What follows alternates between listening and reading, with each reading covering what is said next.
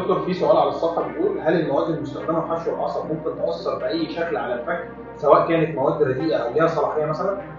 بص، عشان نكون متفقين، اي حاجه اكسبايرد او مده صلاحيتها انتهت دي ما ينفعش تستخدم. مشاكلها كتير، مش في الاسنان، في كل حاجه في حياتك. انا كده متفق مع الناس في النقطه دي.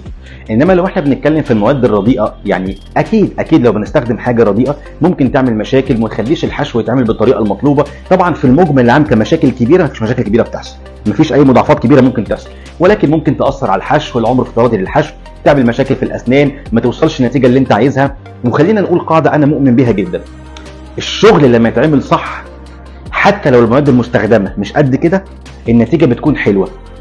الشغل لو اتعمل غلط والمواد المستخدمه اعلى حاجه النتيجه بتكون مش حلوه. وعشان نظبط المعادله، الشغل يتعمل صح والمواد بتكون عاليه ومحترمه، النتيجه هتبقى بيرفكت جدا. الكمال لله وحده، بس تطلع احسن نتيجه. تمام.